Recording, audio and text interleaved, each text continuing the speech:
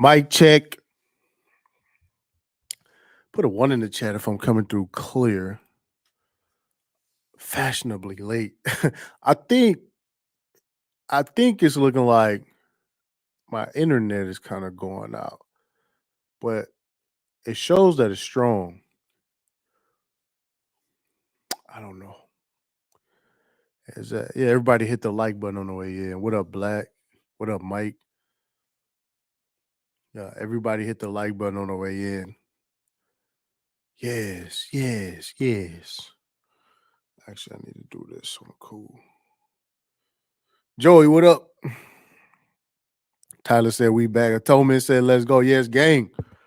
It's gang. Yeah, and if you have not joined Uncut Underground, there you go right there. The website is about to be under construction.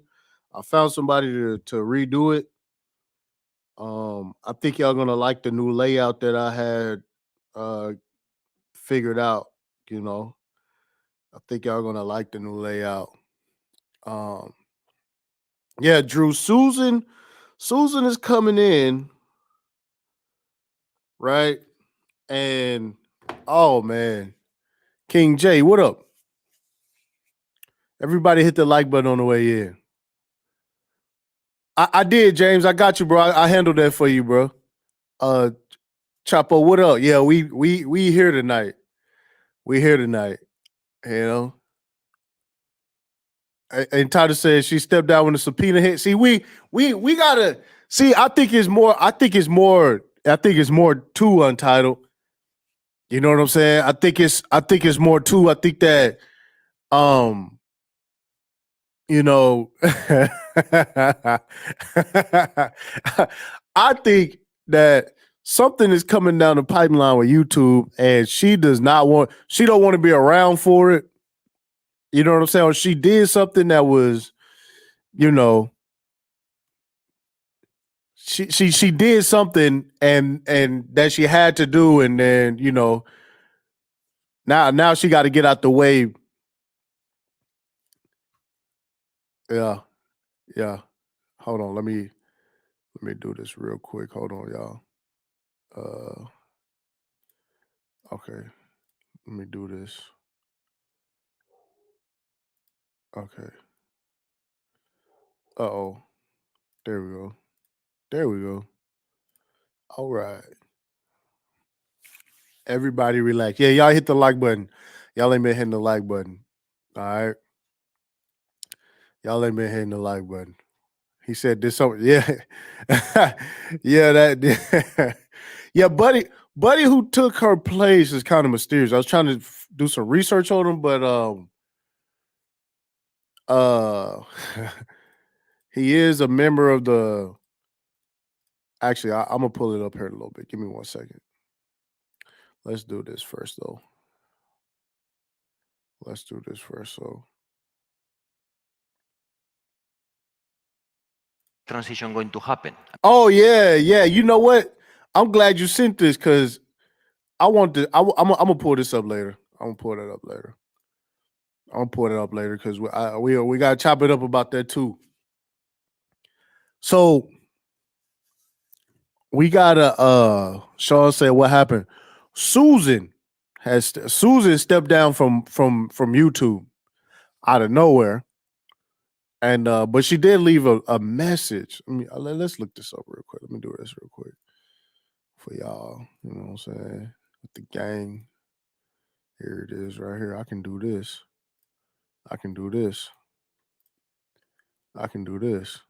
Yeah, it was like, this was pretty abrupt. You know what I'm saying? This right here was pretty abrupt. Really abrupt. All right, here we go. Boom. Nope, that's not it. No, oh, that's it right there. There we go. Boom. Let me pull it up on the screen one time. There we go. So everybody can read. We can all read it together.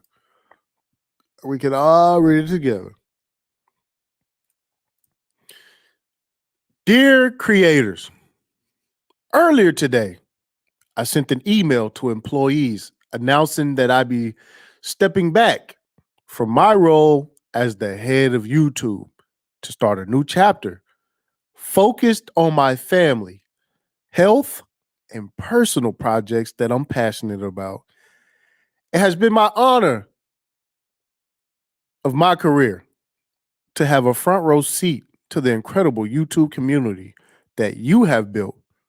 Your stories of perseverance, creativity, and inspiration were a daily source of motivation and inspired me to be an advocate and steward for this community you all created.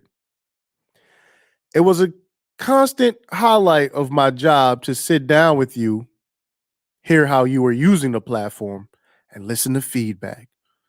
Sometimes you said, sometimes you said was tough and candid. I don't know. Sometimes what you said was tough and candid, but it was important for me and the wider YouTube team to listen and do better. Today, the YouTube community is incredibly strong.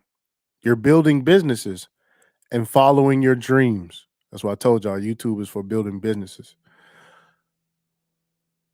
You will continue to have someone committed to building and advocating for creators at the helm of YouTube. YouTube's longtime chief product officer, Neal Mohan, will take over the leadership role. He is an excellent leader and understands this community and what you need today, tomorrow, and in the future better than anyone. I plan to stay around. I plan to stay around for a period of time to help Neal with the transition and will serve as an advisor to Google and Alphabet. I remain just as convinced today as when I first started 9 years ago that YouTube's best days are ahead of it. From shorts to podcasting, streaming to subscriptions. I am excited to see what comes next. And with Neal and our incredible team of employees, you all will be in good hands. Finally, thank you for everything over the years. Thank you for welcoming me into your studios, your homes, and your lives. Thank you for letting me be a part of the incredible stories you share with the world. With admiration, Susan. Shout out to Black Sigma. He said, "Hold up, Ty. You ain't trolling us." Little Susan. Yeah, she leaving. She leaving. She leaving. Yeah. She leaving. He said, "You get the video of the single mom living out a van with her son." Nah, Joey, I gotta. Did you send it to the? We'll get into some fuckery. I. Let me do this real quick, but bro, y'all have to understand, man. Like, for me, man, I am burnt out on fuckery. Like, I haven't even been really paying attention to anything really. You know what I'm saying? It's just a lot of world news, current events, and just trying not to be caught off guard. You know what I'm saying? I'm trying to pay attention to some more shit, so I'm out of the loop about a lot of different stuff, fam. I am. And I appreciate y'all sending me the emails, clips, and all the rest of that stuff, but it's just like I gotta get my interest back. You know what I'm saying? I gotta get my interest back. You know what I'm saying? I'm far more interested in other things right now. And I already know, like, we be laughing and joking and playing around and shit, but it's just like I just haven't really been able to just be consumed with the YouTube streets like usual. Uh I don't know. Maybe next week I'll get back in the swing of things, but it's just, man, it's a lot. it's a lot. You know what I'm saying? Even yesterday, I didn't want to. I didn't want to come over here yesterday and talk about a girl with her teeth missing and shit. I already knew. I was like, nah, I'm gonna take a break. I'm gonna take a break. You know what I'm saying? I'm gonna take a break. I'd rather take a break. And yeah, and it was like I'm getting like it's like a sign. Like, I guess my internet going in and out and in and out. So it's just like I didn't feel like messing with the website today and getting the stream keys and stuff set up and going live.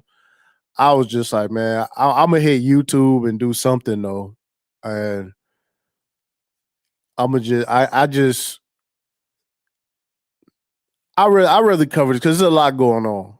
You know what I'm saying? And for right now, it's just hard for me to even just laugh and joke around about the bullshit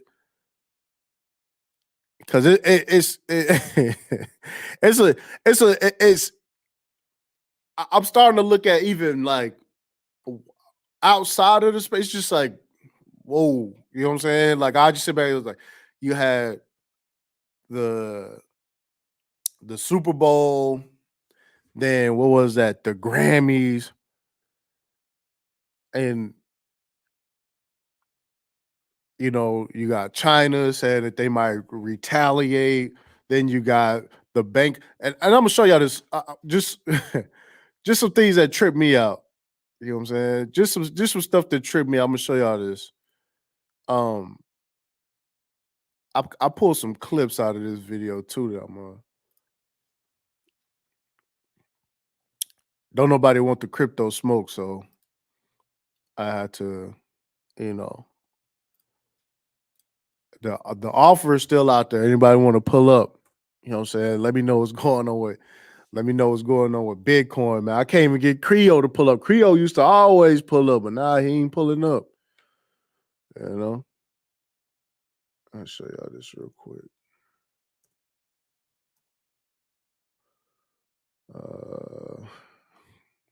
Okay.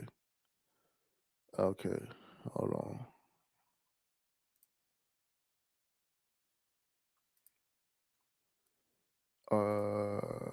Here we go. I'll show y'all this shit real quick.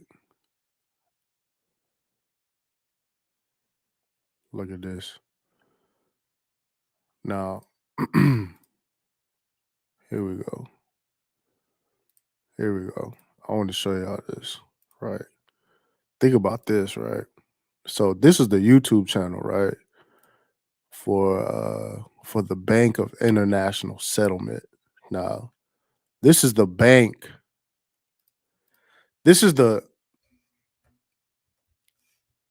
this is the bank of the banks. This is the banks that loan to banks. This is the bank of the banks.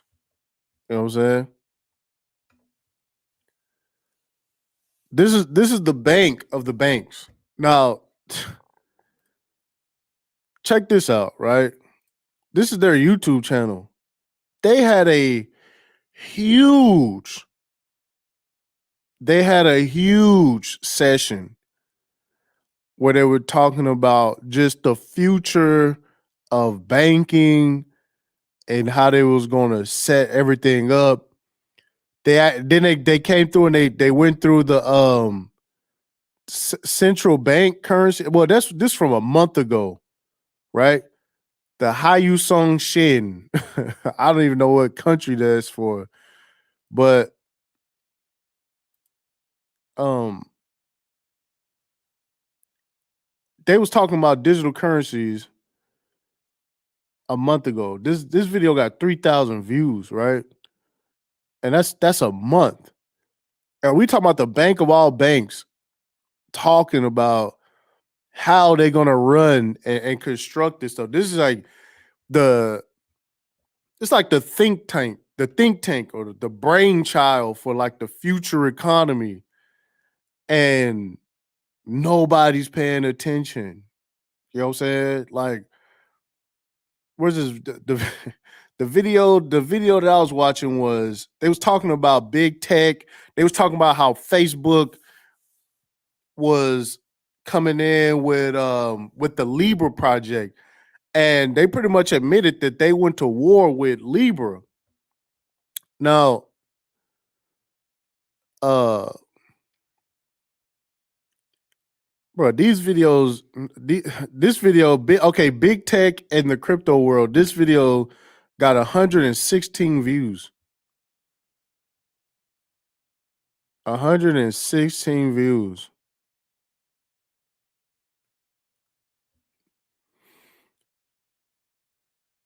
But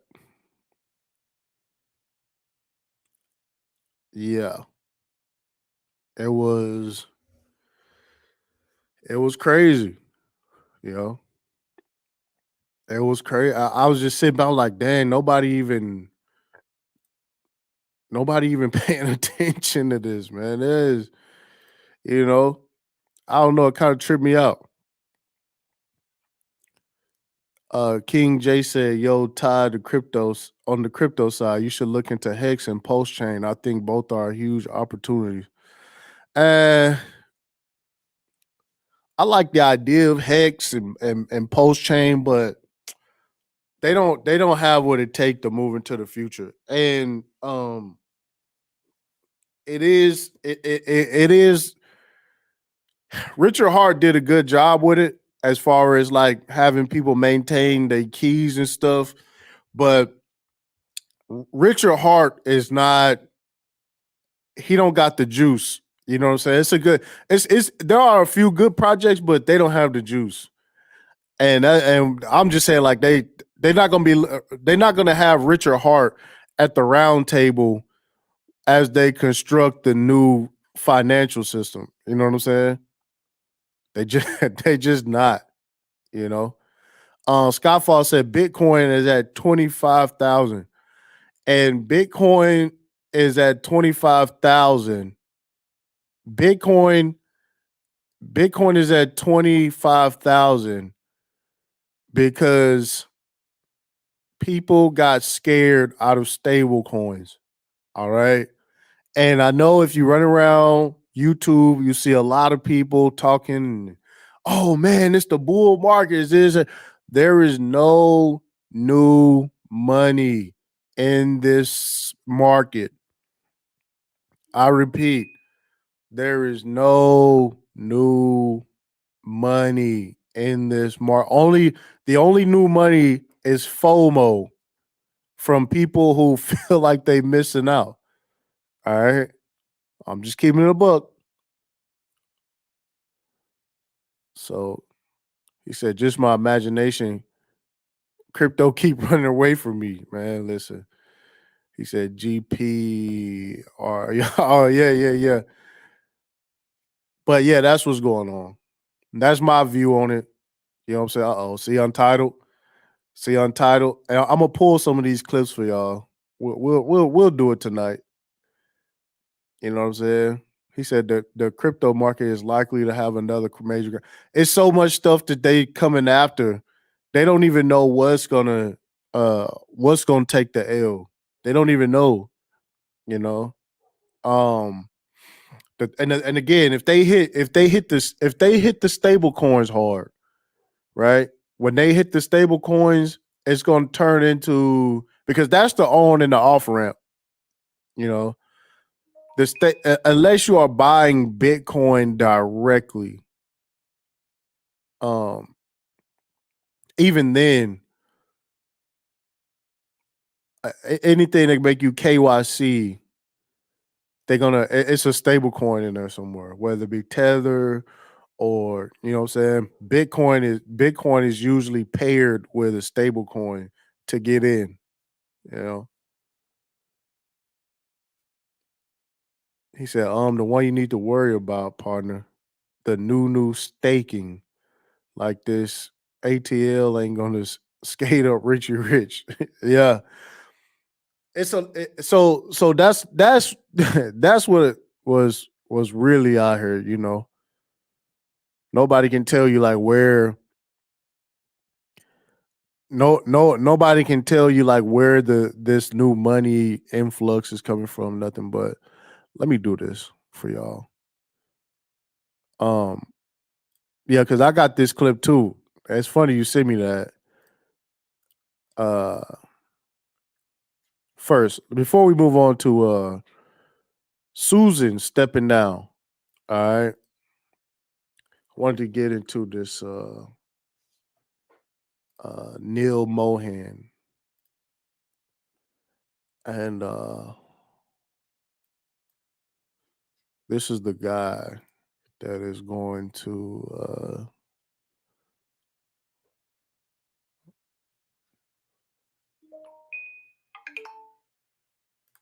This is a guy that's gonna step up and take Susan's spot.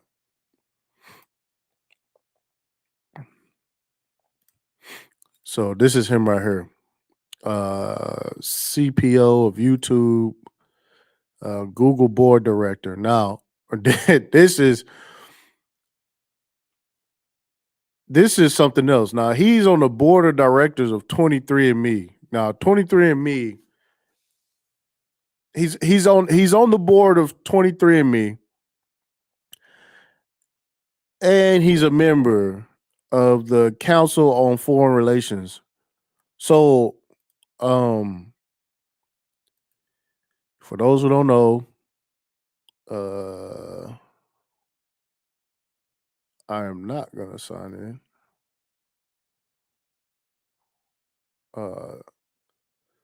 23andMe is like the company that's like mapping out DNA and stuff like that. People uh people people send their DNA to them for free. And then they patent your DNA without telling you, and you didn't read the fine print. So now they're developing medicines and jabs that are specific to your DNA, and they're making money off of your shit, you know? And what's crazy is, people are doing this 23andMe. So it just bugs me to just know, like, people just send their DNA out and just be like, I'm just send my DNA in the mail and you can have. It's just wild, man. You know. Then it comes back and be like, you are 23% this, or 20% that, or but people trust people, like, I guess. You know what I'm saying? That's just something else, you know. Um, but yeah, that's just what it is. Hair photo bleaching. So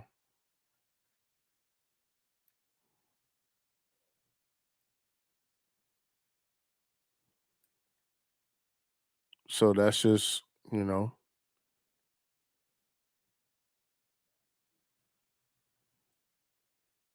See, this that fine print shit right here.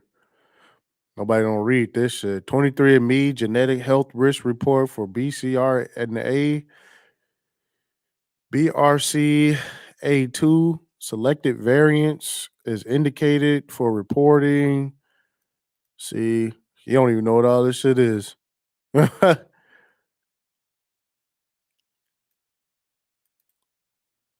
So look at all this legal shit.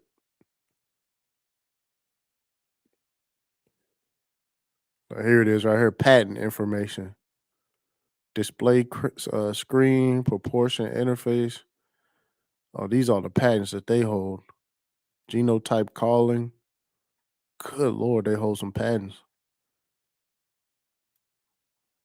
Certain features are protected by patents. This web page is provided to satisfy the virtual patent marking provisions. Actual patents may be pending in the United States or elsewhere.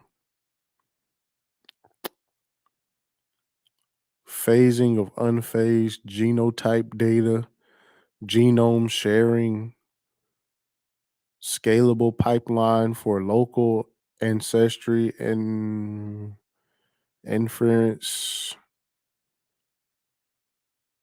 Uh,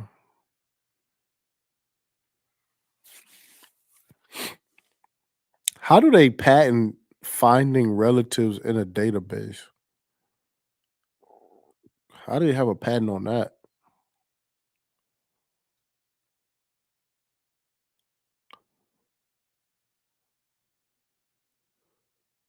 Modifiable attribute identification.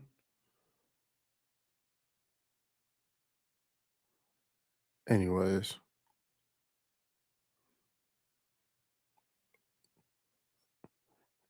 individual data consent.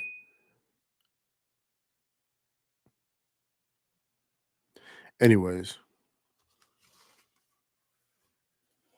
can I find out who my data is shared with? For the most part, we won't be able to contact you every time we would like to share your data. We may ask you to volunteer to provide information or take a survey on a specific topic for a specific collaboration. What? In that case, we will provide you with that information. Collaborations may result in scientific publications, which will be updated on the participants' publication dashboard.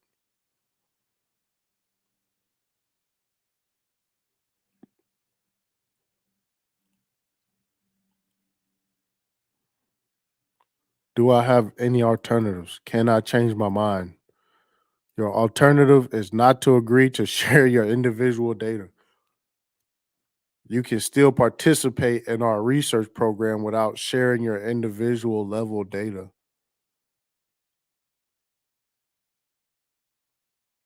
I don't know, man. Y'all, look, this y'all. This for y'all. This ain't for me. I'm good. I'm good.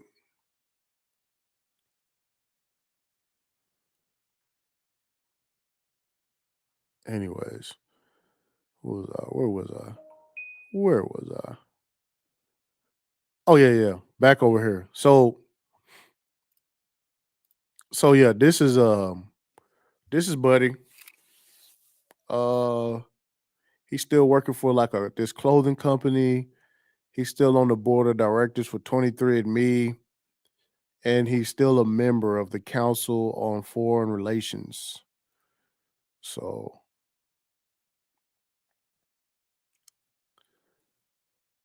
so yeah, the CFR. So yeah, the CFR. Uh, yeah. Anyways, what is the International Crisis Group?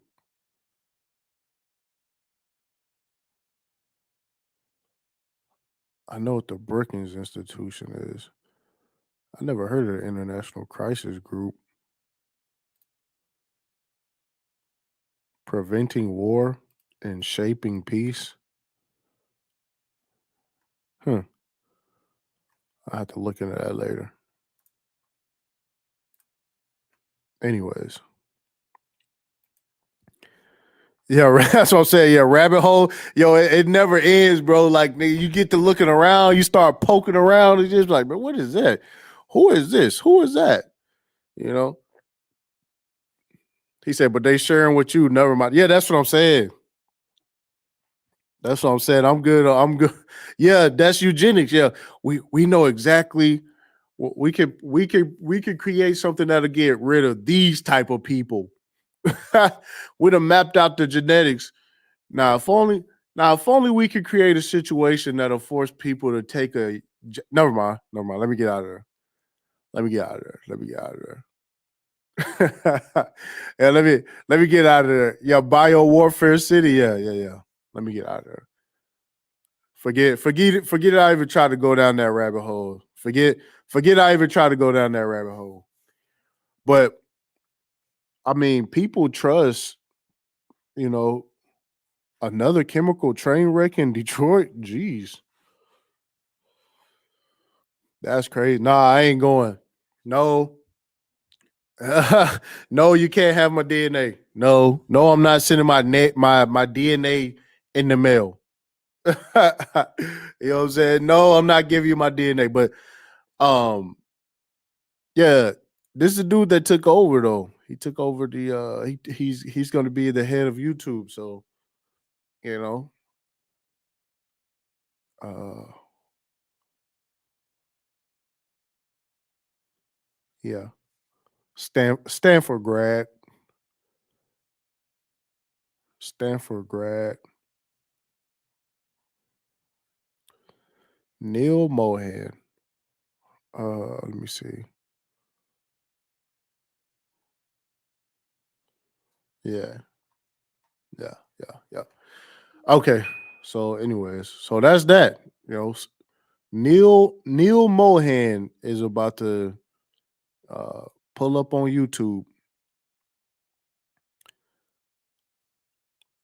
Yeah, that's what I'm saying. I don't know. People trust the government big time, man. You know, people trust the government big time. They love some government. And that's why I know like everybody think it's going to be some kind of free market free market society. No, it's not. Um yeah, that's what I'm saying. That's what I'm saying. Let me see. I want to play this clip. I'm glad you sent it because I don't even think I stashed this clip. But I wanted to play this real quick. All right. Now this was at the World Government Summit. And again, you know, this is all conspiracy theory. This is you know what I'm saying? Like all this, it's not, you know. It's not. And that's what tripped me out because I'm not even running with the tinfoil shit. Like, no, this what it is, you know. This what it's like. They just openly telling you this, you know. They just openly telling you this. It's not a secret. You don't have to go digging around. You know, you don't have to. It's not in some book. It's not he said she said. It's not a rumor. Now this stuff has been talked about openly, and now, well, if y'all was in the underground, y'all see we had looked into this new term called inclusive capitalism. You know what I'm saying?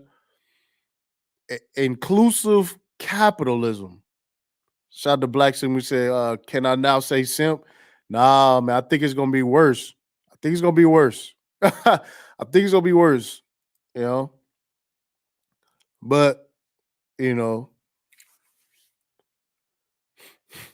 we here. I mean, we can see the cloud, that we can see the crowd. It's a bunch of ghosts. we got we got an audience. We got an audience of ghosts. Okay. We got a we got this what's going on. All right. So again, I can't say this enough. There is no interest rate that's going to take us out of this. There is no stimulus package that's going to take us out of this. There is no taxes that's going to get out of this. The only way out of this is to destroy and expand. That's it. All right. That's it. Yeah, Skyfall said they openly said there will be no internet. I seen that. It's like, wow, why would they even say that? You know, no internet, weird satellites getting shot out the sky, you know, trains can't stay on the tracks. You know, it's a lot of strange things going on, you know. But I want to play this. I want to play this real quick. All right. How is this transition going to happen? I mean, Now they talking about the transition. And now the transition, for people who don't know, okay, the transition is, and a lot of people, they look at this like, oh, America's gonna fall, like, oh, you know, Babylon's gonna fall. No, they're gonna level this whole world out. Okay, I'm gonna show y'all some. I'm gonna show y'all some other stuff too in a little bit, but it's not gonna be like, oh, America falls. First of all, it's not gonna happen. You know, America doesn't fall, and then everybody else just leaves America in the dust. That's not gonna happen. All right, It's not gonna happen. It's laughable that people say stuff like that. Oh, America is gonna be left in no chance. You know what I'm saying? No chance. But the switch that they're talking about is, you know,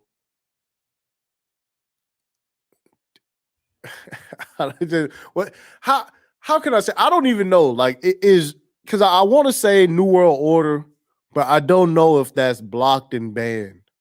I don't know if that's blocked and banned, right? I don't know if it's blocked and banned yet. But hit the like button. Hit the like button. But the switch is pretty much everybody coming together to have control over, you know what I'm saying? He said just say NWO. All right. The NWO. And it is gonna be based around it's gonna be it's he said call it climate change net zero.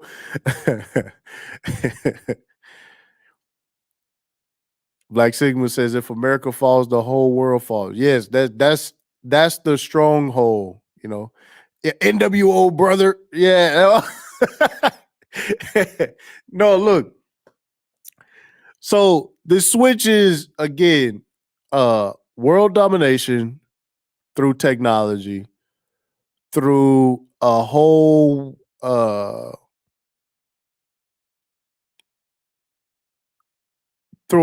control net that nobody's going to be able to slip out of, right?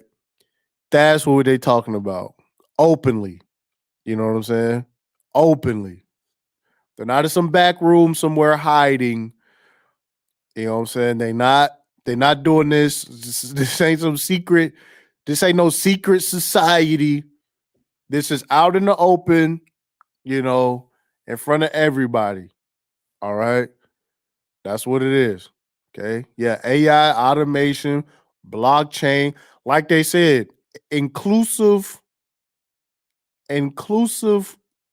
capitalism is what Hillary Clinton and was saying.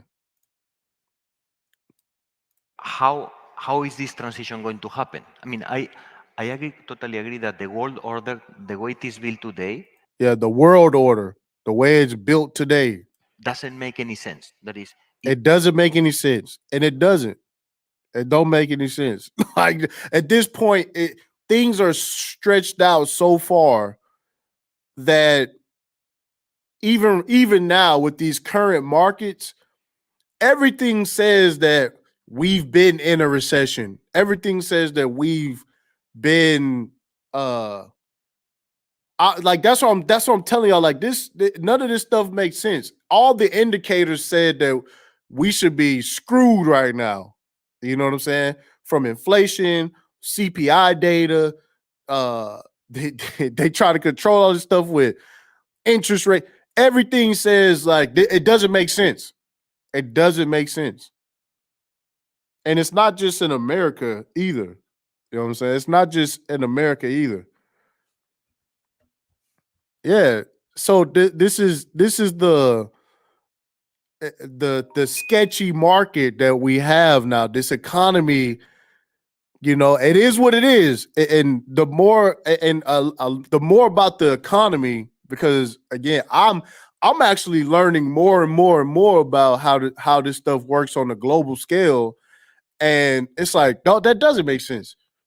It don't, you know, but the American people, they just out of the loop, you know, they're out of the loop. Even the price of Bitcoin has been in opposition to the dollar index fund, right? The dollar is going up and so is Bitcoin. Bitcoin goes the opposite. This is how I know like this whole I ain't even gonna get into. I'm not even gonna make this a crypto stream, but whatever. People think that we going to 30K, good on them, you know. But there are indicators that say we should be in a lot worse shape than we are. You know, it's not just one indicator or two indicators. All of them are pointing towards, you know what I'm saying? We should already be, Out there. And this ain't no doom and gloom shit. This is like basic economic measures that people have relied on for years. You know what I'm saying? Yeah, Doomer City. No, I'm not a doomer. That's what I'm saying. This ain't no doom shit. You know? It's not doom shit.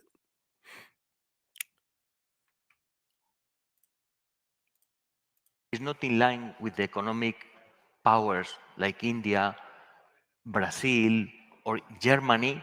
That they don't have a massive role in the international order. But to me, the big question is: so how we are going to go through this transform? It has to be. It cannot be gradual. It has to be driven by a certain shock that will happen. So now we will reconsider this entire. No, so if your question is Mm. that this period could be turbulent, could have violence, Yes. could have conflicts, we are already living it. Yeah. I think the last 5 or 6 years tell us that we are going through a rather turbulent phase. Mhm. We have lost a large part of humankind to the pandemic because we were all selfish. We were not willing to share. We were not willing to use the global institutions to deliver responses to different parts of the.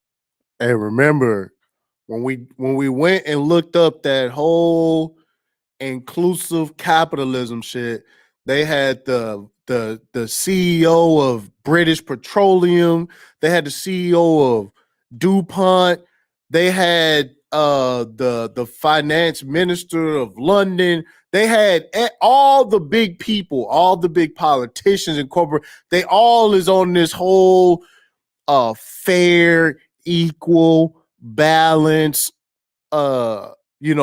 certain people are greedy. We have to shock this system and spread the wealth. You know what I'm saying? That is what's going to happen. World, we have lost people. Now, how much more bloodshed do we need to understand that the transition is upon us? So again, the transition is this is like part of my theory, right? My theory with um, Russia trying to do a last minute grab on Ukraine and I believe Taiwan. Is it Taiwan? Why do I want to say Taiwan? Like China wants Taiwan or something like that because they know once everybody get together with this kumbaya plan, nobody's gonna be doing like land grabs and stuff like that. You know, yeah, out of chaos comes order. Absolutely. You know, Emmanuel says spread the pain. Yeah, free zone. They don't want anybody competing with anybody. That's and when you look into it, you be like, man, why are because again, there cannot be a World War III. All right.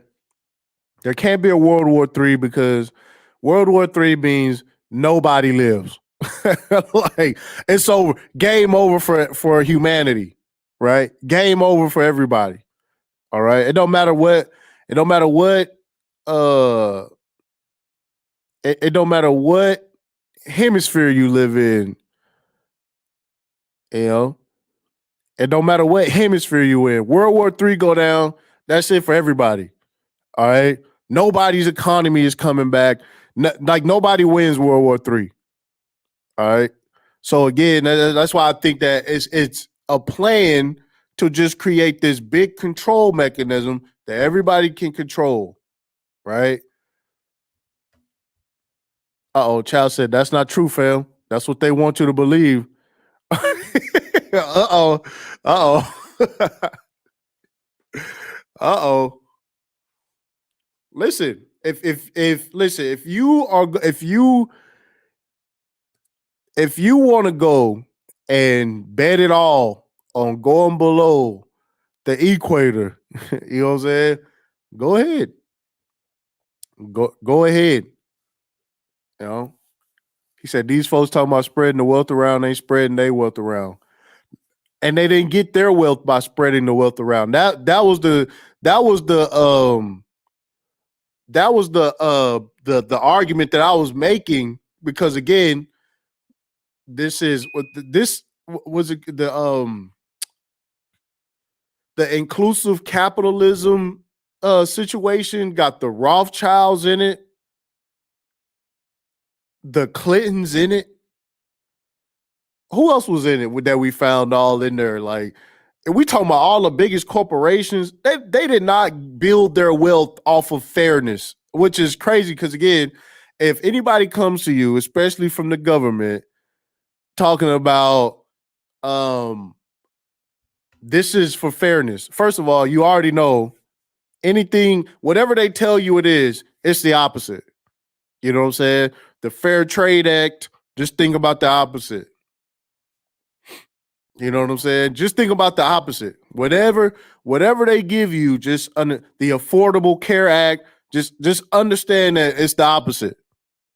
You know, so when they come in and be like, oh, this is inclusive capitalism, just understand that it means exclusive capitalism, you know, and you'll be fine. Just do the opposite, you know. Yeah, Lou, Big Susan out of there. You know, Big Susan out of there just in time for her not to get blamed for these little ass YouTube short checks that's about to get put out. Yeah, the Patriot Act. Yep. Whatever they say, just understand it's the opposite. It's the opposite. So let me get over here because we was talking about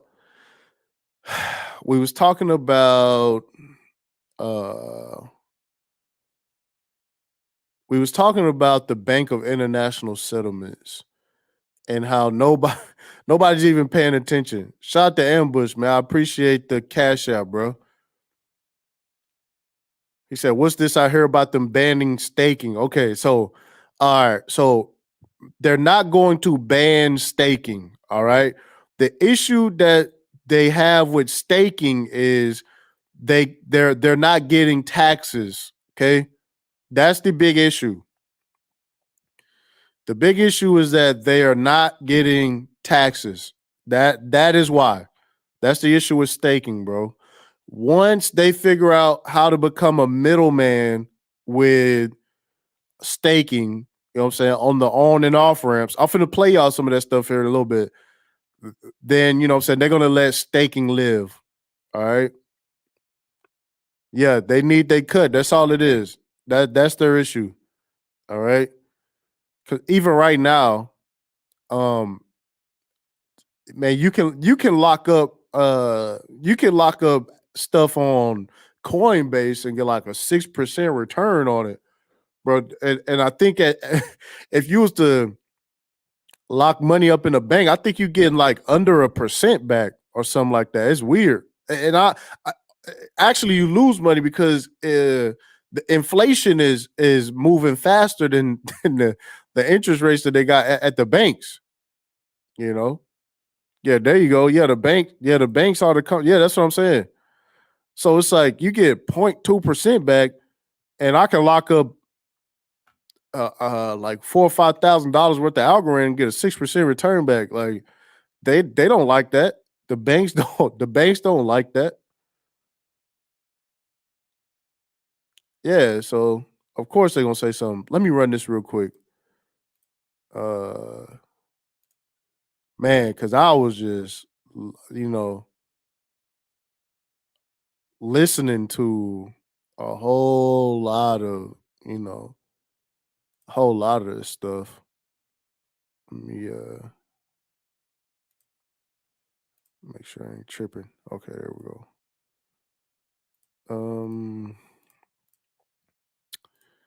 Excuse me, y'all. I gotta close all these goddamn. I got hella windows open. Tons of windows open. Tons of weekend open. Tons of windows open. I don't need this one anymore. Close out some of these windows. Yeah, y'all hit the like button too. Y'all hit the like button. So yeah, Neal Mohan, who is on the board of directors for 23andMe. He's on the board of directors for Stitch Fit, and he's a member of the Council on Foreign Relations. All right, let me close out. I got good lord, how I get all these windows open? Oh yeah, I can't show y'all that. I can't show y'all that. That's that's like a nightmare. Yeah. Hey, you already know. You already know. Everybody relax, man. Y'all niggas nosy to the motherfucker, man. Hold on. Nosy to the motherfucker, man. Y'all. All right, so let me share the screen real quick, man. Yeah, we bite. All right, boom, boom, boom. You know what? No, I can't do this one. I can't do this one. I gotta run them out of my email. All right. Okay.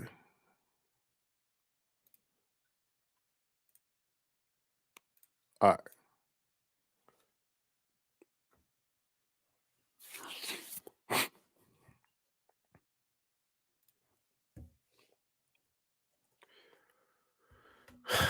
Okay. Are you serious? You gotta be kidding me. Oh, okay. I know what it was. It was this one. All right, boom. There we go. There we go.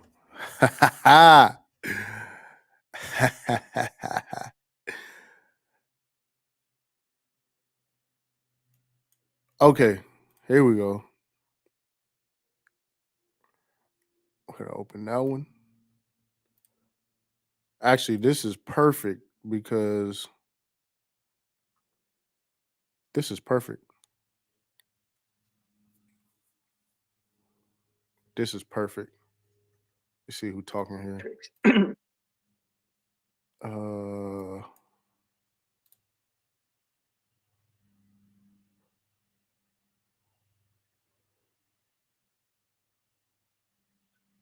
Okay.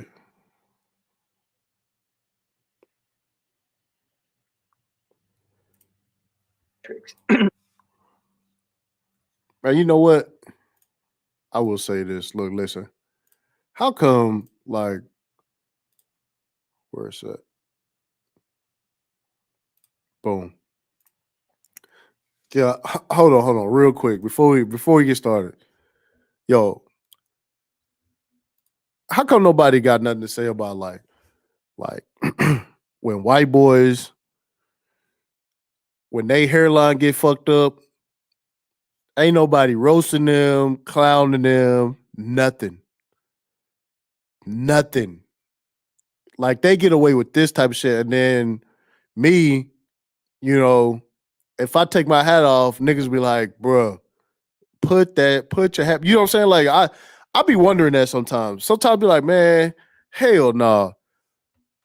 Nobody don't never say nothing like, man, I already know. Yeah, George Jefferson, all that shit, nigga.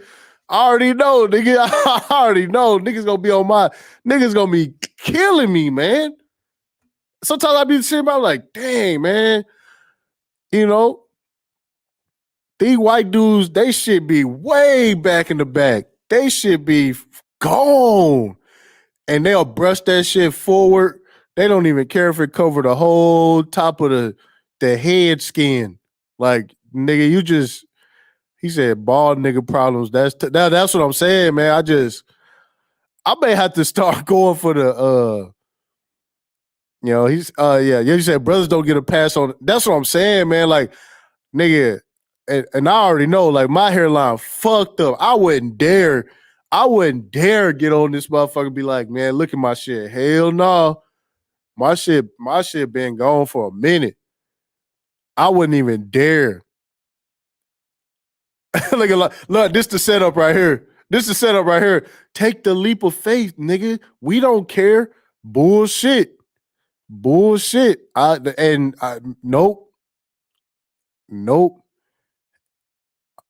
Fuck all that shit. Don't try to boost me up, nigga. I already know what come after that. I know what come after that. Nigga trying to tell us we don't care. Like we all gonna be like, see, it's not that bad. Nah, nigga, that's not what's gonna happen. I know what's gonna happen, nigga. I ain't retarded. Niggas also just take your hat off, man, and you know, We don't care looking ass. Yeah, right, nigga. I know what come after that, nigga. You crazy? You crazy? Yeah, the white man hairline colder. Yeah. Yeah, I'm gonna be a meme. The next day, I'm gonna be a whole meme. I'm gonna be a meme. Nigga, don't try to gas me up like I'm gonna have all this support. Like I'm gonna be like, oh man, thanks guys. You know, I really was insecure for no reason. Yeah, fucking right, nigga. You got me fucked up. I know it's gonna happen. As soon as I leave, as soon as I'm not around, as soon as I log off, niggas gonna be firing up YouTube channels. My name, all the titles. My nigga, do you know how many thumbnails my head will be in? Fuck no. Fuck no. I already know how if it nigga, I know how niggas is. There is no way. There is no way. Niggas gonna be running up the views on my head. You got me fucked up. And niggas get monetized and get YouTube checks off my hairline. Hell no. Hell no. Nigga, I'll be flagging like a motherfucker. Y'all got me fucked up. Y'all got now I already know what's gonna happen. I don't care what y'all say, but y'all niggas ain't finna have like my hairline in the thumbnail, nigga. I'm flagging, nigga.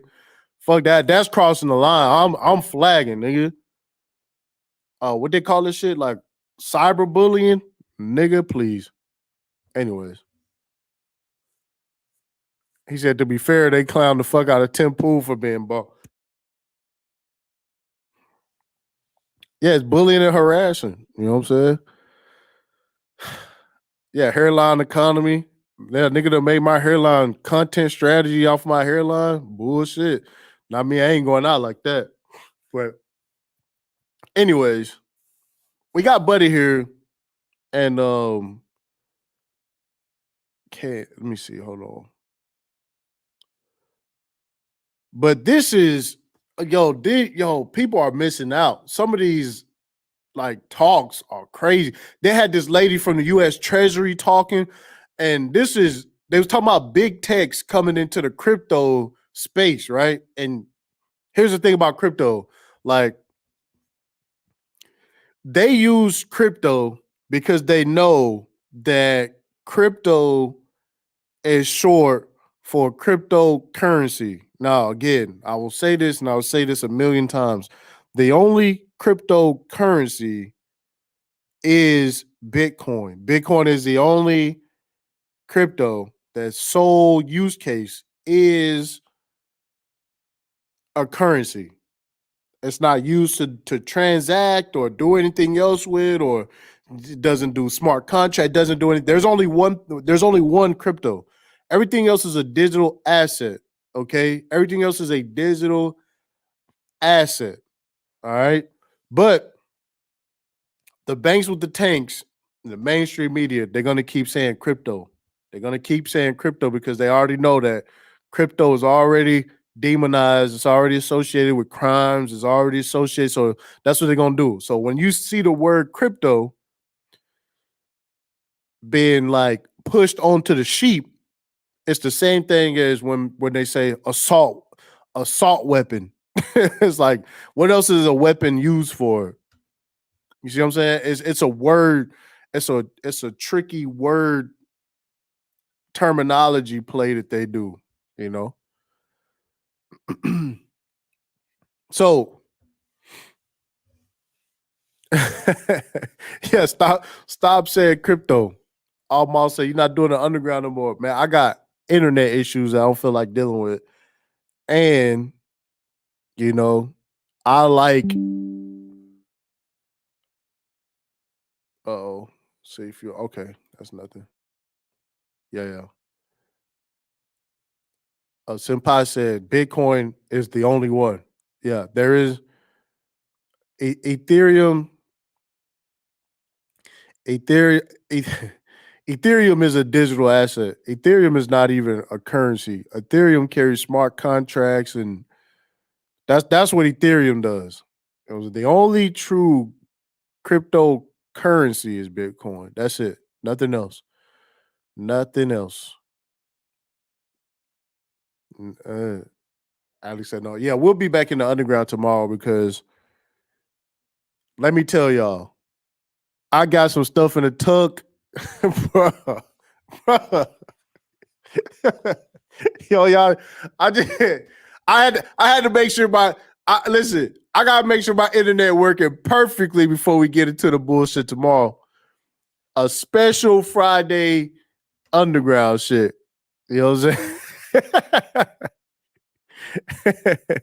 He said, I'm glad I joined the underground. Real unfiltered information, man. That's what's up, man. I appreciate all the support.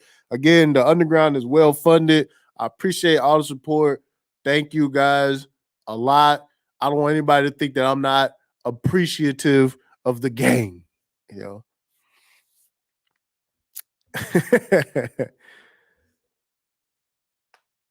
But let me get into this real quick. You know. Let me get into this real quick.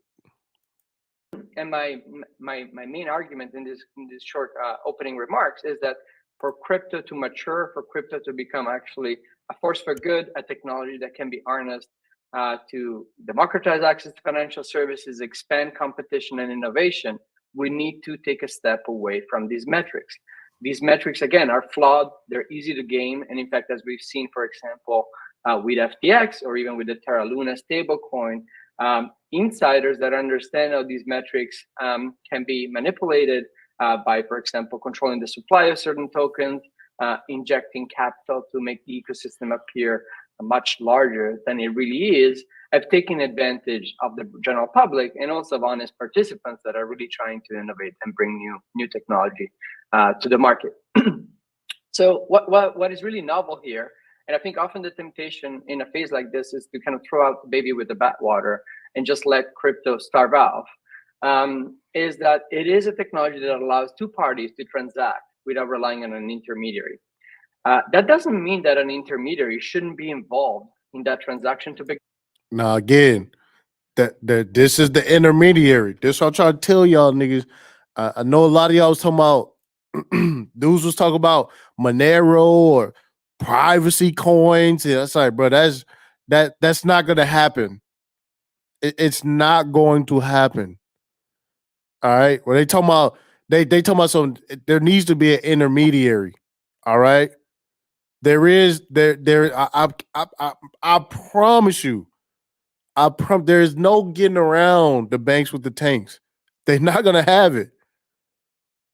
And again, you got we gonna talk about we're gonna talk about Nigeria here in a little bit too, because they are in the streets crying about the central bank, but you know they were supposed to be big on Bitcoin. Why they worried about the central? We gonna get into that, but they laying it out like yo, there needs to be a middleman. So if y'all want this crypto digital asset space to grow, y'all better be ready to accept the middleman. Begin with, often the government regulators should be part of that transaction. Yes, government regulators should be a part of the transaction, some shape or form, whether it's for AML CFT concerns. Yeah, AML. KYC, know your customer. All right, that means your real name. All right, date of birth, social security. Sanctions, terrorism financing. There's a number of reasons why society has come up with frameworks to oversee transactions. So that might it's a reason why. It's for safety. It's not for control. May still be an important part of the picture, but we shouldn't, especially in this panel that focuses on the role of big tech, we should not forget that this is a technology that has the potential to change market structure. It has the potential to bring greater interoperability and competition to sectors of the economy that honestly haven't seen more competition in decades. To achieve all of that, I think the crypto industry needs better metrics, and we need to stop focusing on things that don't reflect actual progress. So if it is indeed a technology that can provide savings in the global movement of money, that can increase value for creators, entrepreneurs, workers that are working online and offline, by really reducing the cut that some of the middlemen take today in those transactions, then we should measure that. And I want to really close these opening remarks by essentially calling both regulators, policymakers, and also industry participants to work together to identify metrics that better reflect progress. Until we stop focusing on things like the price of a coin, the market cap, exchange volume and trades, crypto will always kind of perpetrate some of the failures that we've seen last year. Thank you. I look forward to the conversation with all of you. So again, everybody need to work on metrics. And again, they already have the metrics. Don't let them fool you. They already got the metric. The metrics is already set aside. You got Buddy over here telling me, well, the regulators need to be involved, and and the the government needs to be involved, and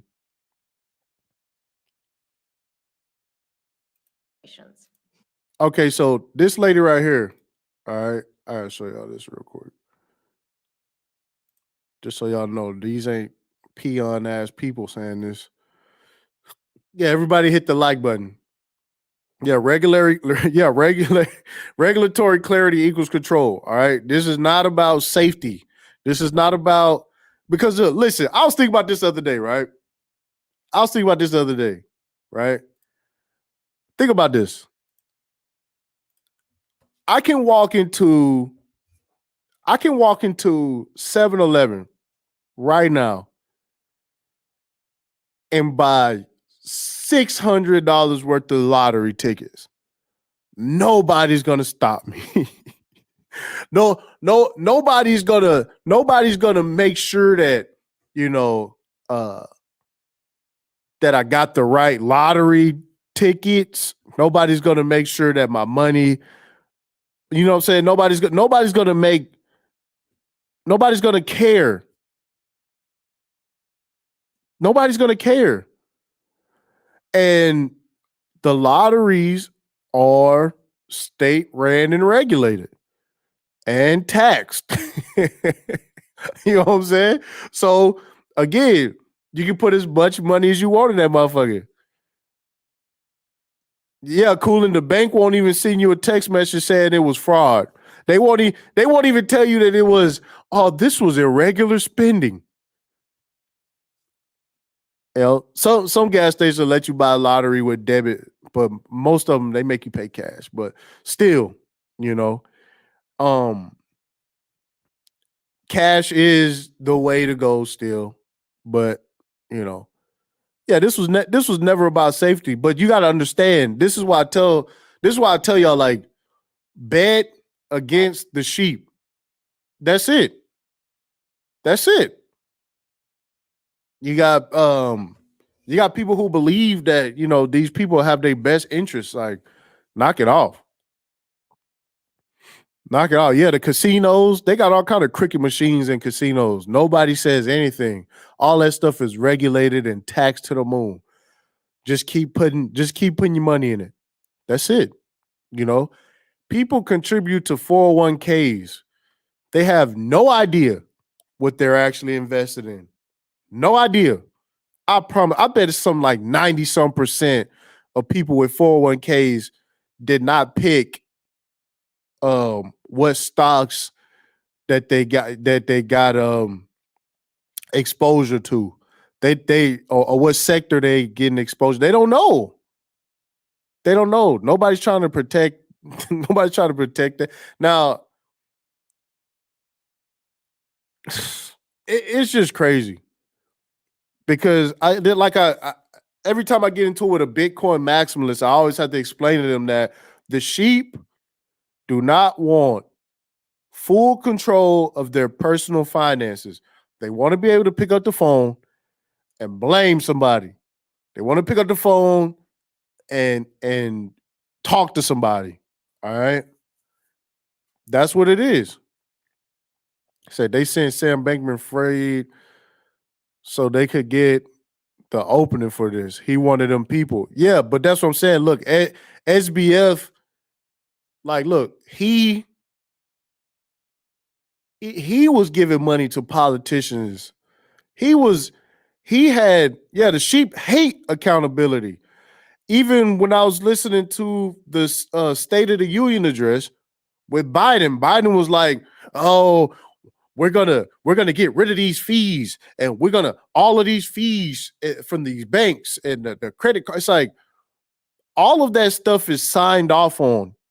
You don't just end up with fees. All right. You know what you're getting into. You sign papers where you open up a checking account. You know what I'm saying? They send you before you get this credit card, you know what the interest rates are, you know what the late fees are, you know, all this stuff. And whenever I heard Biden say that, I was like, oh no. Oh no. He said SMF got too much dirt on his side. But that's what I'm saying. They couldn't even lock him up. I believe he out on bail or something like that. And it just came out that who put his bail, they made the people who bailed out Sam Bankman, the people who bailed him out, is public now. They made him come out. That was crazy. That was crazy. But yeah, this lady right here, this is Neely Liang. She is the undersecretary for domestic finance with the U.S. Treasury. And I'm finna show y'all like how she laid it out. She laid it out how the banks roll. You know what I'm saying? And I believe on this clip, it was talking about how Facebook was trying to bring out that Libra coin, which was, I mean, to be honest, the Libra foundation that they put together, it was solid. It was a basket of currencies that made the Libra. You know what I'm saying? So it was actually going to be backed, right? But anyways, listen to what she said. And again, this whole conference was about big tech coming into finance. All right. So bro, when I heard this, I was like, oh my goodness. Oh my goodness. Like, people don't even understand. So we analyzed the risks of stablecoins that could be used for payments in a president's working group report in So again, they've been studying stablecoins for a minute, but we already knew that. 2021. We cited concerns about run risk, investor runs, and then redemption and operations risks. And that led us to led us to some recommendations. Now, now think about this. They talking about stable coins and run risk. Now,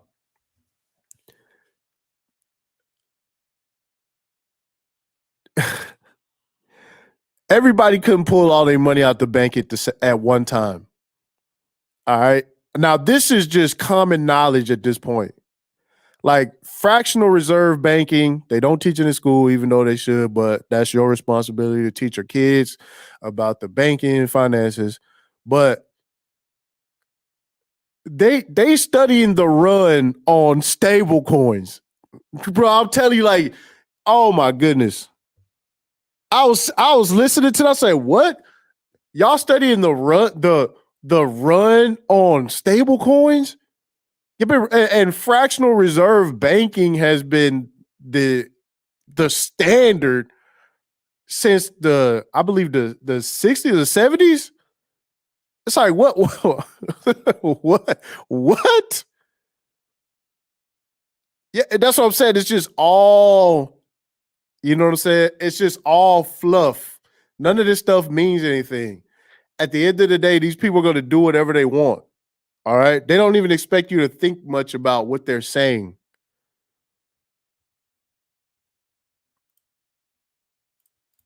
To establish a prudential regulatory framework for stablecoins to ensure convertibility, as well as oversight of custodial wallets. Oversight over custodial wallet. Let me run that back. Let me run that back. Let me get this back right. Where was I? I need that. I need that from back here. I need that back from right here. There we go. For you, freedom, your free market society we're gonna have our own economy outside of the banks with the tanks, outside of governments. Hold on, run that back. Led us to some recommendations to establish There's some recommendations that we need to establish. Let's go. a prudential regulatory framework for stablecoins to ensure convertibility. Yeah, we need to make sure that they can actually take these stable coins and convert them, all right, into CBDCs. But she's not gonna say that. You know what I'm saying? As well as oversight of custodial wallets to ensure segregation of accounts. Yeah.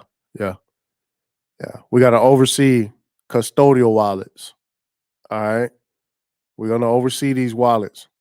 we're gonna make sure that all of this stuff works how it's supposed to.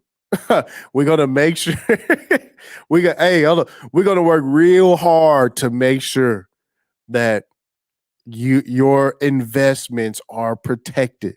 All right, we're gonna make sure we're gonna take real good care of this stuff. Another risk we cited, but is often less discussed, is related to their possible rapid scaling up because of network effects. The rapid scaling up. And it's that this potential combination of stablecoin with big tech, with its large existing user base, that makes this risk actually quite tangible and palpable. So we've discussed a few of the economic forces of payment systems and big tech today. Just to repeat a bit, first, both can exhibit network effects. That occurs when the value of the platform to an individual user increases when others also use the platform. So a social media platform is more useful to its users when the larger that the network is. And a closely related concept is strategic complements. And a strategic complement occurs when the actions of one individual depend positively on the actions of another. So I'm more likely to send you a message on a social media platform. If you send me a message on the same platform, I'm more likely to use a stable coin if you've paid me with that stable coin. And we can see strategic complementarities across products. And that would be like the payment platform and the social media platform. If you pay me with a stable coin on an e-commerce platform, I'm more likely to buy something with a stable coin on that e-commerce platform. And in addition, we see that the user data that you glean from one line of business can support growth in another line. So as user activities grow, so does the amount of useful data that you can collect. So these factors, that's just running through them very quickly, though, can lead to large existing big tech user bases for social media or e-commerce. Now listen, I know this sound boring, but this is some big shit right here. I know it sound boring, trust me. Unless you like obsessed with how these people are moving like I am, I totally get it. This is not exciting. This is boring stuff, but listen to what she says. Again, this is straight from the U.S. Treasury. You know what I'm saying? And they, oh my goodness, she finna go into Facebook and how they seen Libra and why they had to stop it. You know what I'm saying? All right, watch. Allow them to scale very rapidly in directly offering money instruments. This could lead to reduced number of retail payment providers and reduced competition. In addition, the large scale big tech and stable coins, where stable coins are not fungible with other kinds of money, could lead to kind of pocket economies, closed economies emerging, undermining the singleness of currency. Undermining fiat, okay? Undermining fiat, okay? Now again, the answer to this is CBDCs. the undermining, when she says the undermining, that means it's undermining fiat. Okay. Now, this is what I want y'all to understand. They're not talking about Bitcoin. They talk about stable coins. They talk about stable coins. I didn't even hear, they didn't even mention Bitcoin, this whole thing. They didn't even say Bitcoin. It's talking about, again, it's got to be transferred. All right. They talking about these big user bases because Facebook is huge. That's what I'm saying. It's just, hey, cool. And that's a fact. Meta got money. Still couldn't pull a fast one. Watch this. And thereby also threatening monetary policy transmission. Yeah, they threatening monetary policy. All right. It's a threat to monetary policy. It's a threat to the banks with the tanks. All right. So that's just a number of things that we can start with and highlight. These obviously raise a number of policy issues, financial stability, competition. I just want to close by mentioning one, the concentration of economic power, which has come up in the US. The concentration of economic power. That's what this is. I'm telling y'all, that's what this is. And, CZ, Binance, what I'm saying? All these guys with these big exchanges. I mean, what they see that. They see that. You don't think they see what is that? Just the market cap was $1 trillion. It went to 2 trillion, actually, right? I think it went to 2 trillion. You don't think they didn't see the movement of money and fees? Bro, they're not playing. Yeah, the banks with the tanks running shit, man. In the US, there is a separation. There's not a doctrine. There's a separation of banking and commerce. It's been long held. It's existed since the country's founding, and it has limited to date the services that big tech platforms provide in financial services. It was motivated by a number of things and is still pretty held. Could be the risks of commerce spill into the banking sector. It could be that the banking would subsidize their affiliates, the commercial affiliates, and penalize competitors or give an unfair advantage to their affiliates. But there's also this general aversion to the kind of concentration of economic power that could result if banking and commerce were combined. That concern is still present. It might be a little different now. It could turn out to be that the e-commerce would subsidize a bank because of the data, and the bank itself is the less viable entity. But still, it is the same issue. And They're generating more data than the banks. Hold on, let me pull it. Let me get this next one. Hold on. Let me see. Hold on. This is the other one. Hold on. Okay, here we go.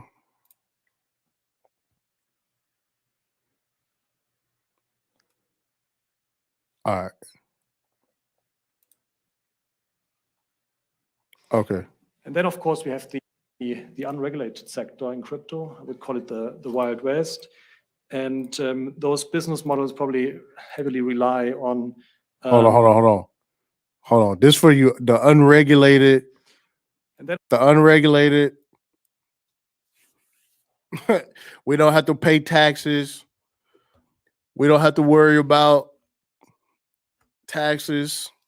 We don't have to worry about governments. This for you. This for you. Let's go. And then, of course, we have the unregulated sector in crypto. I would call it the Wild West. And those business models probably heavily rely on, fear of missing out. That's the maybe more unbacked securities or tokens, so-called stablecoins, which in the end are not so stable.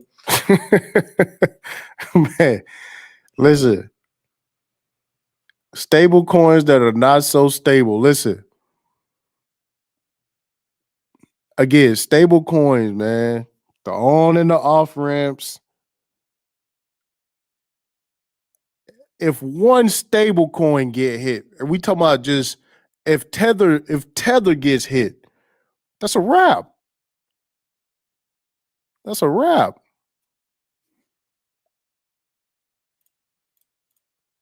And here I think the high-profile cases over the last 12 months have clearly shown the risks that are involved. Terra USD, but also FTX are really very clear examples, and also I would say spectacular failures in almost every part of governance, risk management, and control systems in the broader sense. Yo, what he says next is I'm pretty sure, I think it was him that said it, but man. And those failures are, I would say, are a strong reminder that the traditional regulation we have in place for banks, for other financial institutions, they make sense, and we should really fully apply those rules to business models that have the same risks. So again, he said that traditional banking regulations need to be put on pretty much crypto and digital assets. But let me see. So here I think we just have to make sure that we close the existing gaps. And finally, there is, of course, a lot of activity and also excitement about decentralized finance, DeFi models. I think currently, if you look at those concrete cases, they are probably not so decentralized, and there is maybe some illusion around this. And there's maybe more some of an intransparent and indirect way of central controls. But if this idea or vision of a fully decentralized finance would become through, then it's clearly the opposite of a big tech, and it would raise also other questions that probably are beyond this panel, but also very. Questions that are beyond this panel. Yeah, if DeFi took off, it will raise questions that are beyond this panel. Exactly. Important.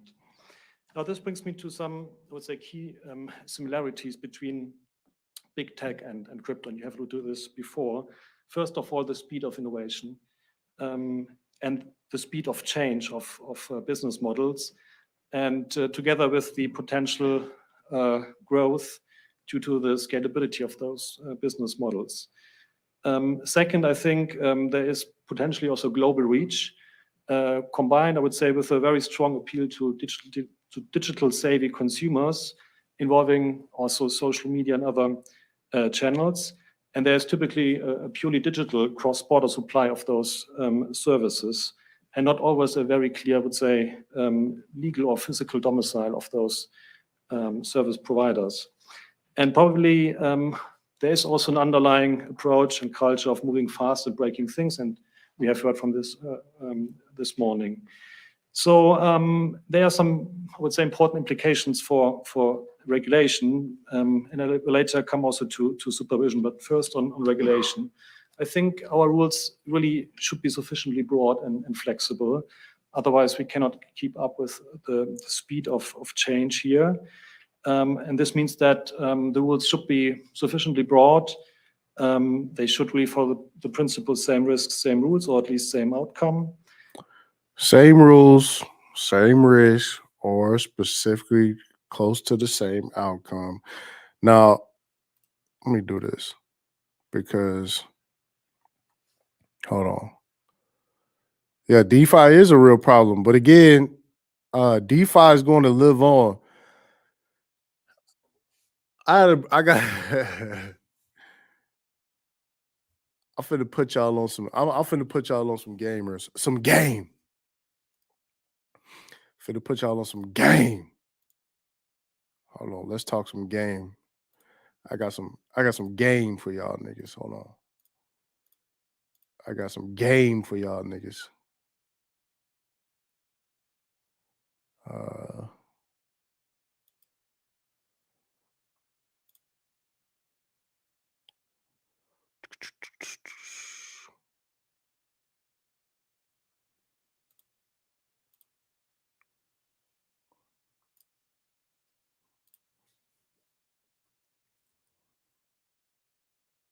Hold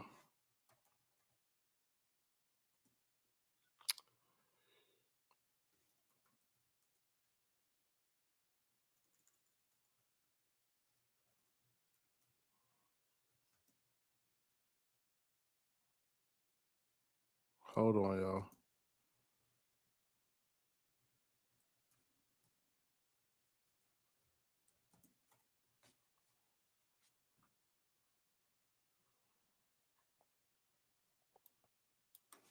Oh man, hold on.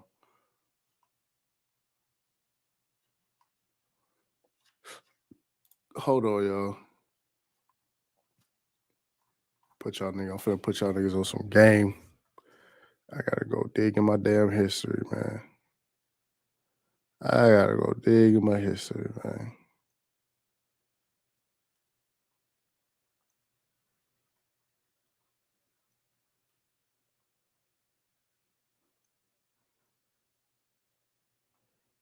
Oh my God, everybody's saying Bitcoin going to 30. What's the price of Bitcoin right now?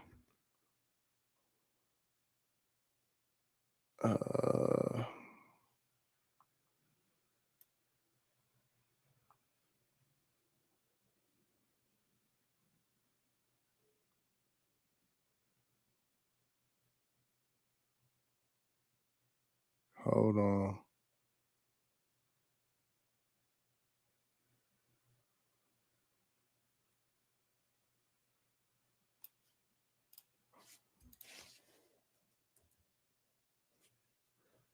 Okay. All right. There we go. Here we go. Is that? Oh man, that ain't it.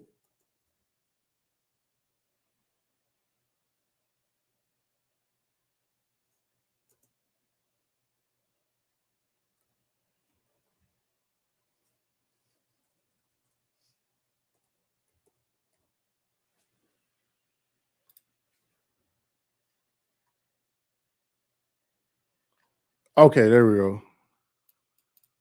Why I hit the whole wrong name? That's crazy. Anyways, y'all hit the like button. Y'all make sure y'all hit the like button. I'm finna put y'all on some game. Put y'all on game. See if I can find it real quick. But finna tell y'all about this 23K. Yeah. Finna tell y'all about this. Finna tell y'all about this guy. This guy. It's a guy by the name of Greg Kidd. You probably already heard of him. Now, Greg Kidd is he GOAT status. I ain't gonna front. It's kind of legendary when you hear his story. This is like the real life Forrest Gump. Like he's always at the right place at the right time. And he was an extremely early investor in Facebook, extremely early investor in Twitter, and extremely I'm talking about he lived with these guys. Like these guys worked for him and they just went on to do all this crazy stuff, right? So yeah, it's a guy by the name of Greg Kidd. Now, oh man, let me tell you, it's some of the information, when you look it up, is kind of, you know what I'm saying? It's kind of, yeah, Friezo, I was gonna get there. Yeah, he was an early investor in Ripple, an early investor in Circle. Yeah, the luckiest man on earth. He was there for Circle, so PayPal, and you know what I'm saying? He's like this like incubator type dude. But when you look at his story, and man, you could tell it's so much stuff being held back. You know what I'm saying? It's so much stuff being held back. You know? Let me pull this up real quick because this dude it was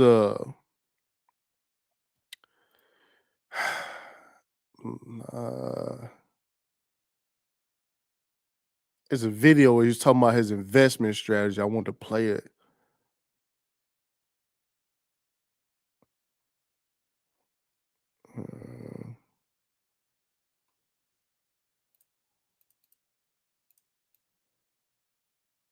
Hold on.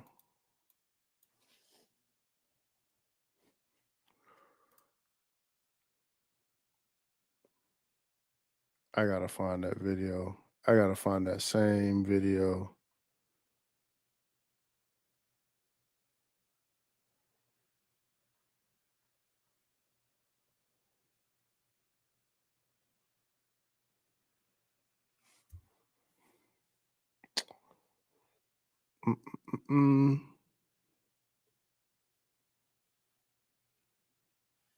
Hold on, y'all. I gotta find that one video.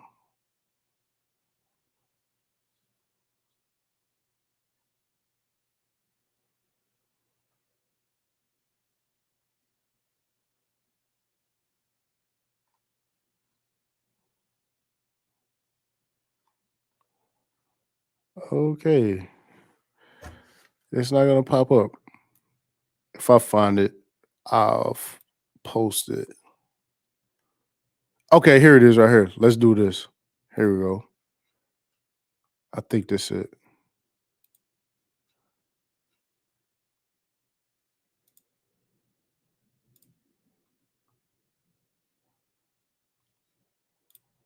Why is no sound now? Shit wanna play stupid. I'm pretty sure this shit right here. No sound? Really? That's whack.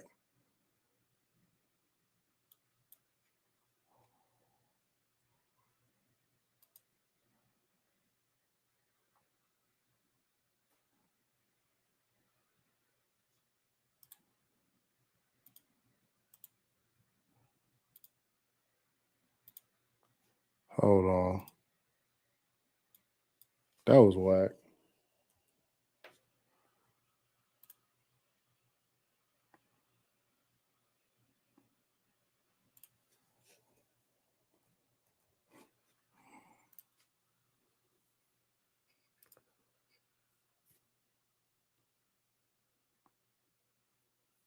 Are you serious?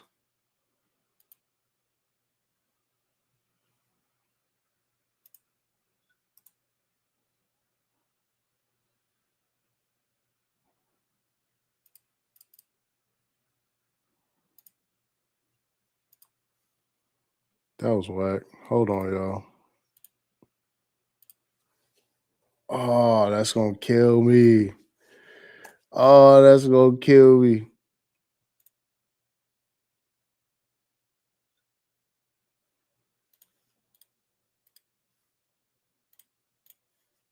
Okay, let's try this.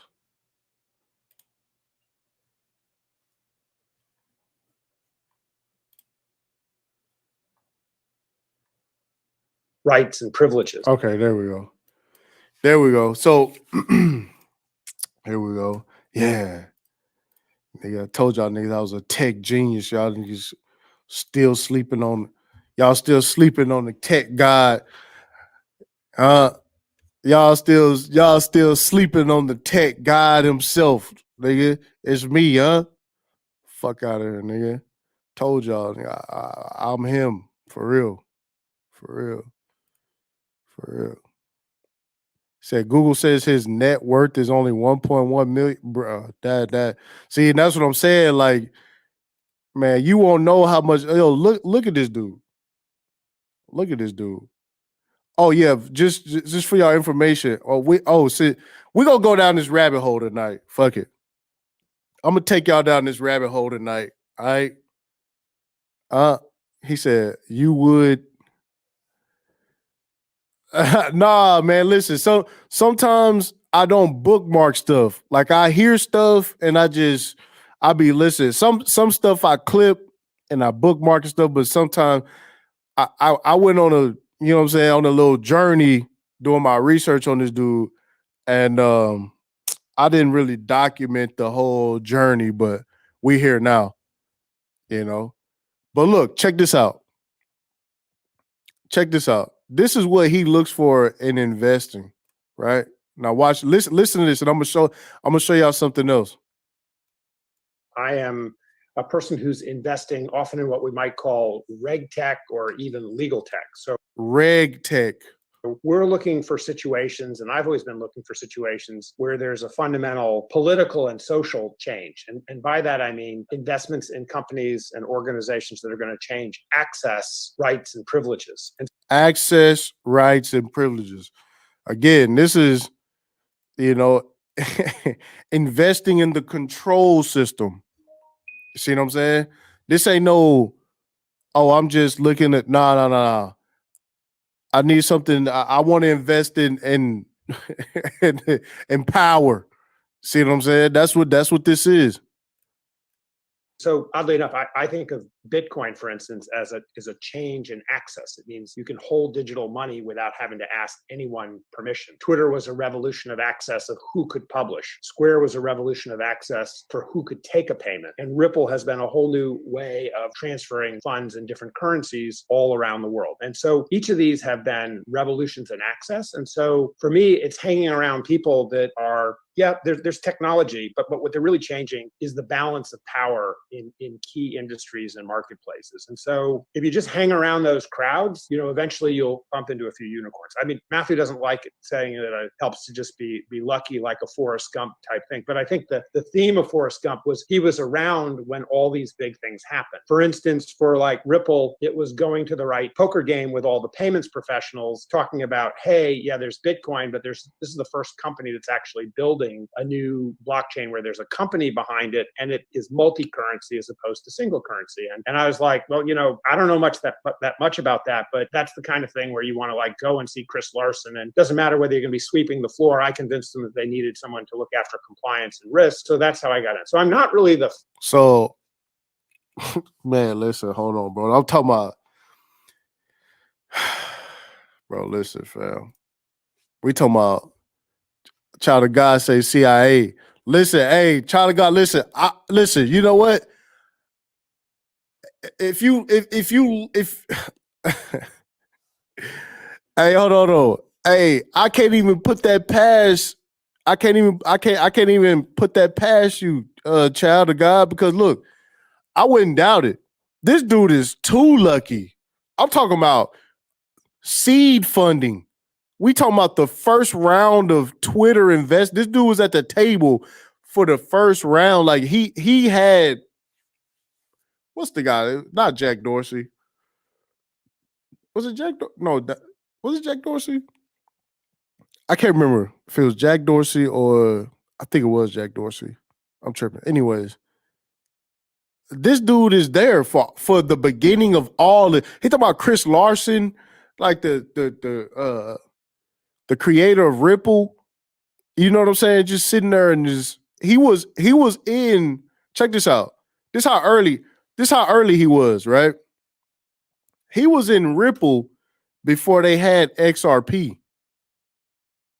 He was in Ripple before they even had XRP. That's what I'm talking about. Like, that's how early he was in this stuff. I'm just saying, like, there is, Jeb McCaleb type of luck. Jeb McCaleb get every time Jeb McCaleb leave a company, they go down for massive fraud. He never around. Yeah, Jeb McCaleb lucky as hell too. You know. Founder of any of these, I just kind of get in and hang around early and basically learn as I go. And so I'm not a co-founder of Twitter. Jack was living with me. I made sure there was milk in the fridge. Then this is what I'm telling y'all. This is what I'm telling y'all. Yo, Jack was living with this dude. Jack Dorsey was living with this dude, poor or whatever, or college student, or I forgot how the story went. He was like a bike messenger or something.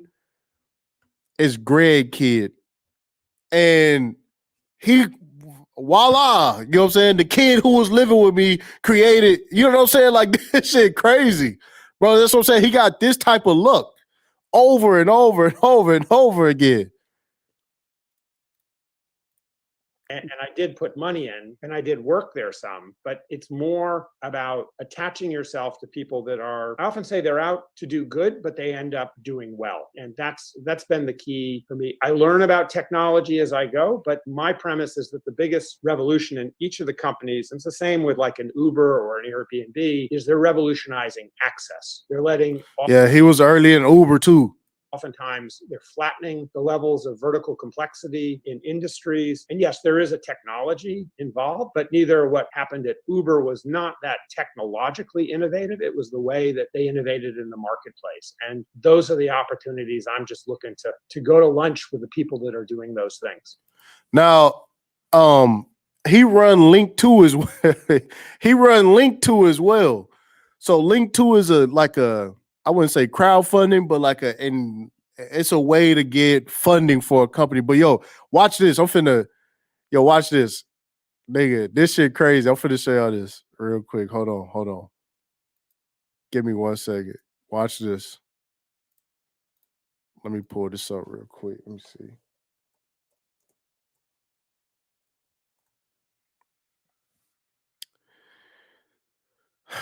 All right.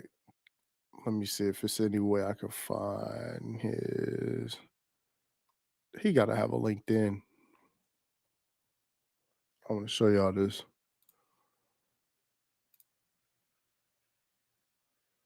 Okay, here we go.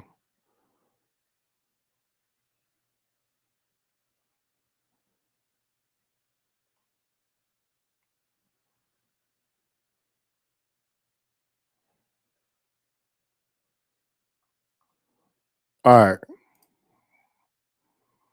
right. Let me put this on the big screen real quick. He said this dude was with the feds. Yeah, he was with the feds. I'm finna show y'all. So right here with the Federal Reserve Board, he was a senior analyst in payment systems. All right. So HL clearinghouse systems as well as private sector money transfer system. So he worked with the private sector money transfer system. Now check this out. He ended up going from the Federal Reserve, right, to Ripple. All right. So he went to Ripple. He was there for 2 years. And he came in under the compliance and regulation stuff. Now, check this out, right? Now, if they hired this dude, Greg Kidd from the Federal Reserve, you don't think Greg Kidd knew the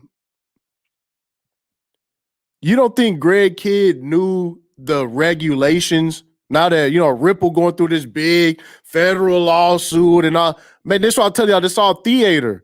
Because, again,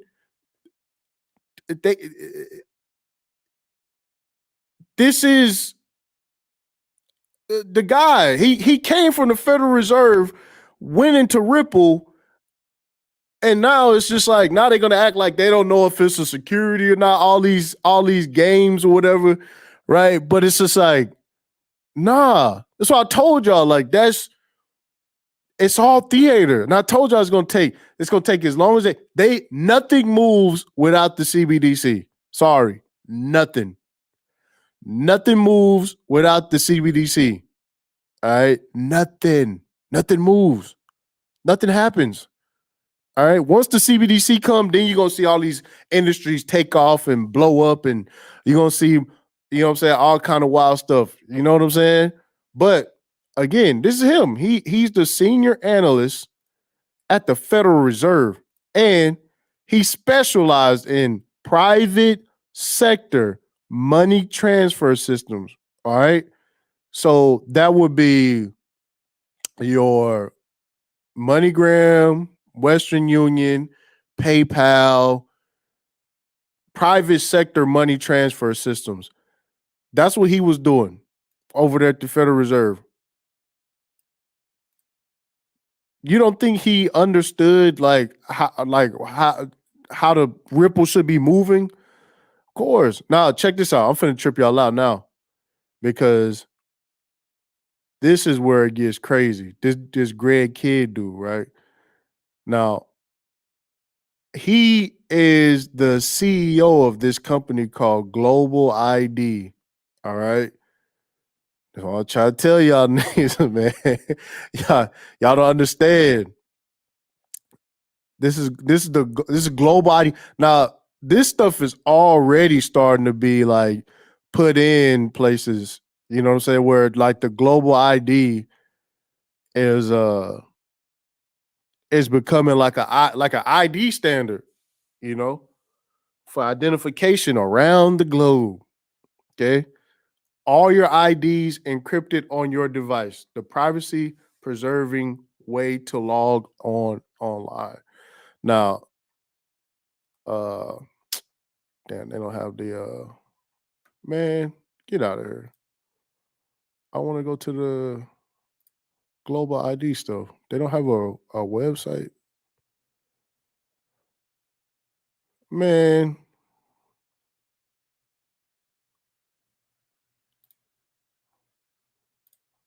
Oh, they gonna do this.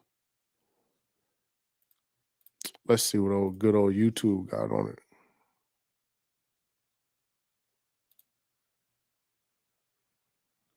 See what the good old YouTube got on it. Let me see. Hold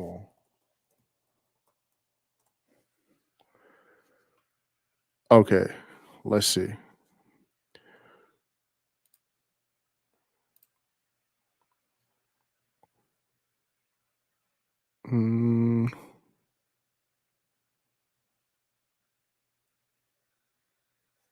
This is all recent.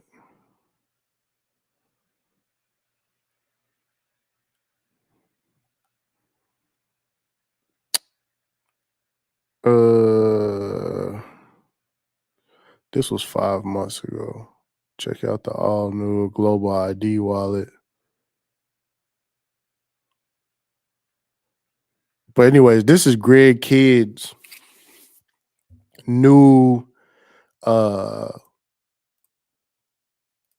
his new situation. You know what I'm saying? He said global ID YouTube channel. Wow. No, I'm finna check it out. But this what I'm telling y'all, like there is no going around this, you know, I'm gonna be some anonymous person, you know what I'm saying, out here doing, you know, under the table. No, every there's no way around. They setting this shit up to be tracked, traced, controlled, restricted. That's what it is.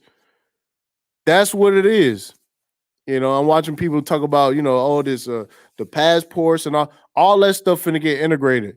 The global ID, you know, you're not just finna be some stranger out here operating with Web3. You know, that's not gonna happen. It's not gonna happen.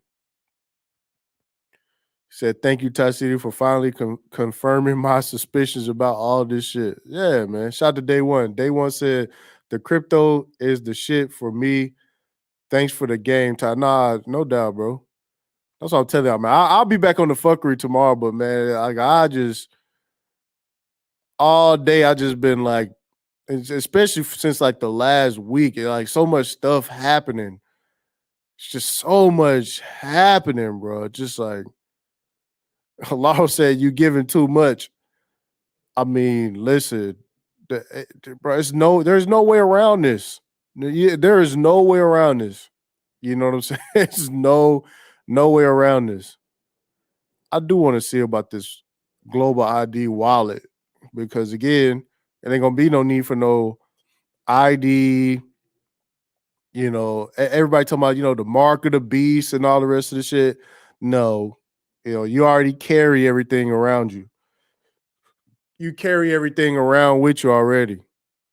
You know, you carry everything around with you. There's no need for the mark of the beast. People talk about, oh, you're gonna take a chip. It's like you carry the damn chip. You won't leave the chip at the house. If you leave your phone, you're going to turn around and get it. You're not going to be without it. Oh shit! Speaking of chips, hold on, hold on, hold on.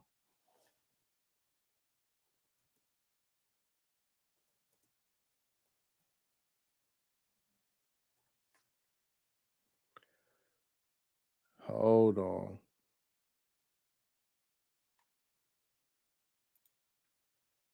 Give me 1 second, man. Y'all finna trip out.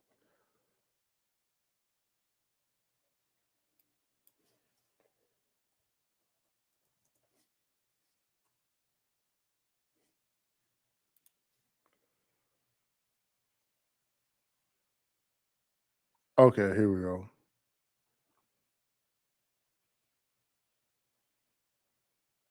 Hold on, let me find this.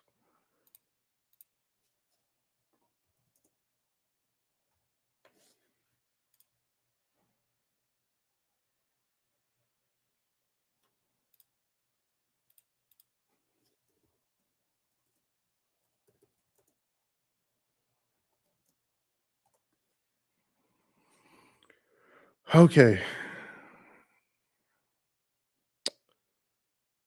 All right, give me 1 second, y'all.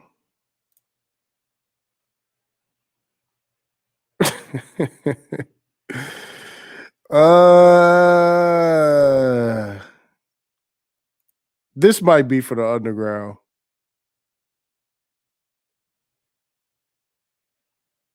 This might be for the underground.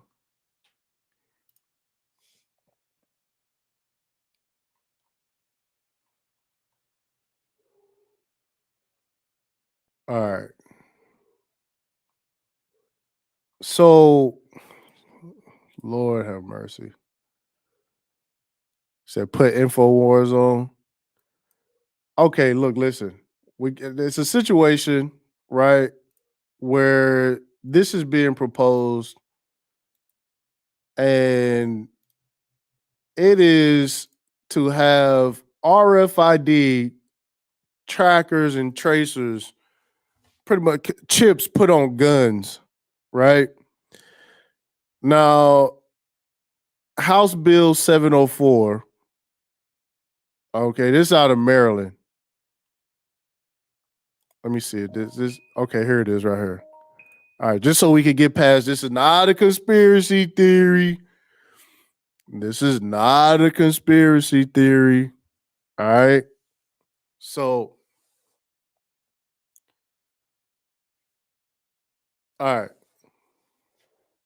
It is prohibiting a person from engaging in a certain bulk firearm transfer unless each firearm that is part of the transfer contains a certain embedded tracker, requiring a seller or other transferor who engages in bulk firearm transfer to transmit to the Secretary of State Police certain information, providing that a violation of the act is a civil offense and subject to a fine of $2,500, and requiring the secretary to establish a certain database to store information about each bulk firearm transfer in the state. So,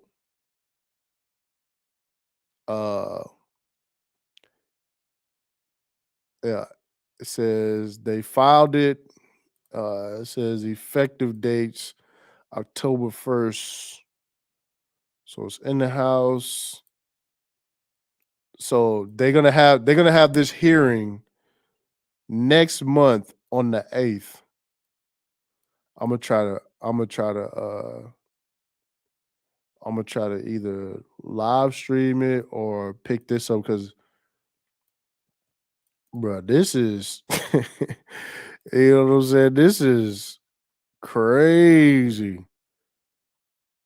He said, bro, I heard that shit. Like, yeah, that's what I'm saying. That's what it is. It's like, you know, they track the gun. They got a tracking device on the gun.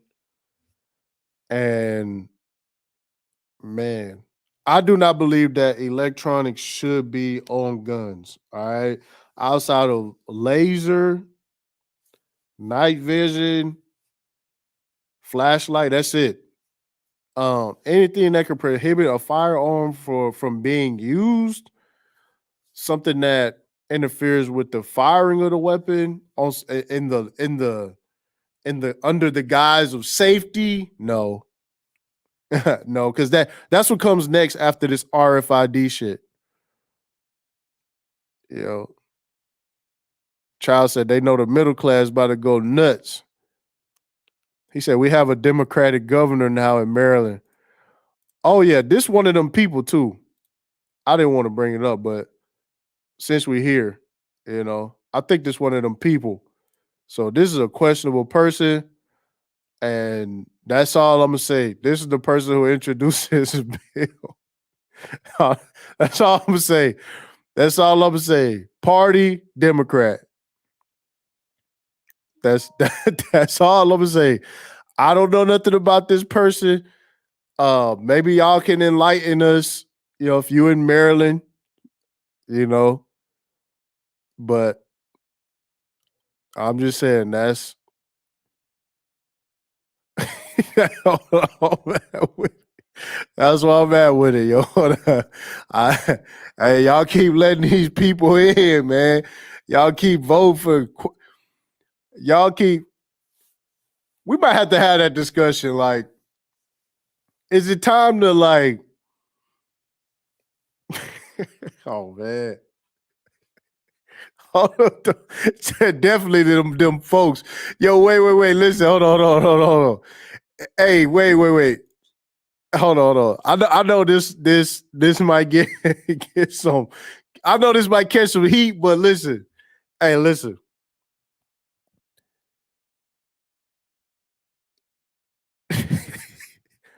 I know this is about to sound stupid. I know this might sound stupid. Is it time to take into account what people look like before we vote? Yo, wait. Is it time for us to look at people and make a decision? Yeah, like, I'm just saying, like, let's say you go to the polls and they got names, okay? You know the people that you want to vote for, right? And the other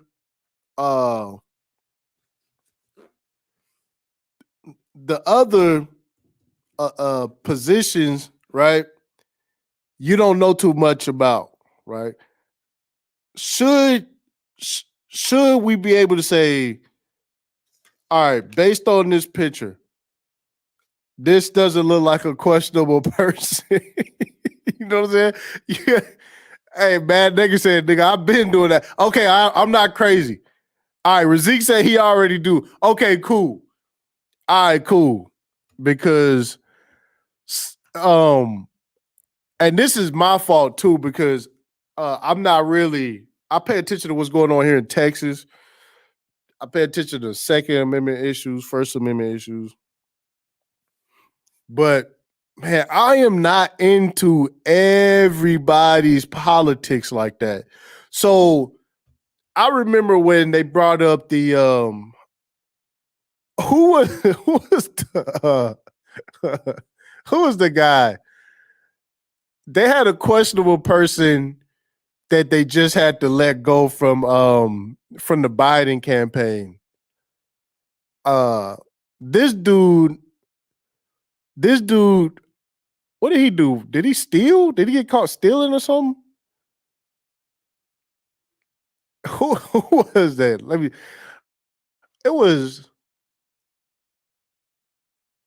It was a questionable person. Yeah, he was stealing suitcases.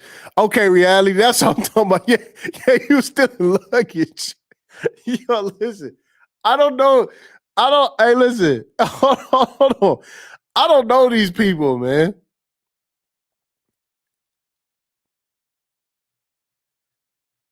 You know what I'm saying? I don't know these people. But every now and then it'll be a questionable person, and I'll be like, whoa, wait a minute. Wait. You know? I just be like, wait a minute. Who in the hell got this dude? You know what I'm saying? That's how I be looking. Every time I see, you know, questionable people, it's always, and I know, like, you know, I know I can be on bullshit, but man, I mean, come on, fam. Look at this.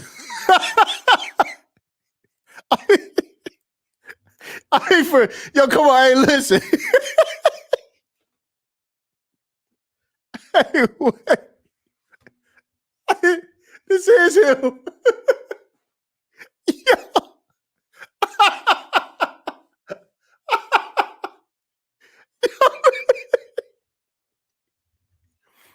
You know what I'm saying?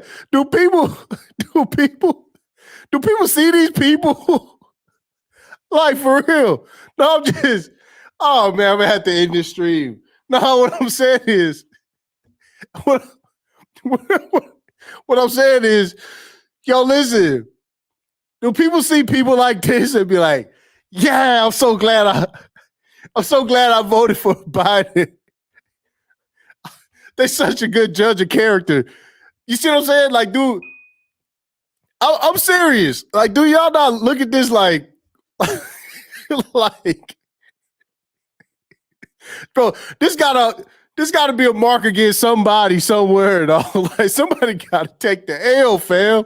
This is yeah, a straight cone head. Yo, listen, wait, but this is what I'm saying. Like, hold on. Are people confident in the leadership where it'd be like, oh man, I'm so glad we got Biden in office to you know what I'm saying? That's what I'm saying. It's like, yo.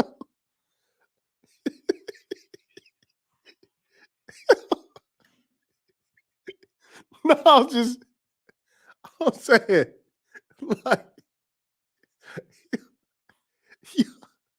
are y'all niggas happy? Whoever voted for Biden, man, are you happy? Are you happy for the team you rooted for? Like, hold on. Are you? And I'm sure Trump has some fruities, but man, I know that the fruities that Trump had, they knew not to wear lipstick and thrift store jewelry. You know what I'm saying? Like, I know that. I know that, man. Friezo said industry. All right. I'm just saying, man. It's like, yeah, you know, that's my team, man. You know, and it's like, it's one thing to have questionable people, but then it's like, hold on. Then it's like the fruity person that you gave a chance is stealing luggage.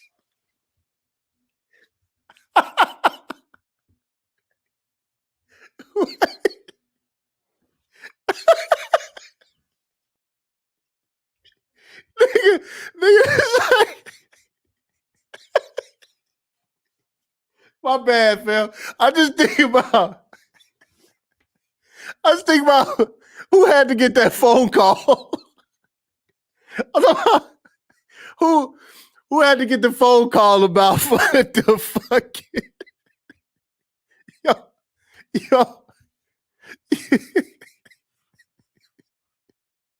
the weirdo we hired is stealing the luggage.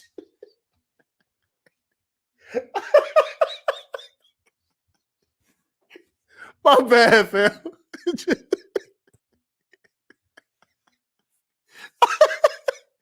I was like, yo, you know that? Oh shit, man. Yeah, that's what I'm saying. It's just like, I told you. Yo, I know it had to be somebody like, I told you, something wasn't right with that motherfucker. Something wasn't right with that motherfucker. I can just tell, bro. It's just like, oh my God, man. Oh man. Yo, listen, I'm saying it's just too much, man. Like straight up, man. It's like, it's just like, man. Oh yeah, yep. Hold on. Hold on. That's what I'm saying. Like for real, it's like, bro, what?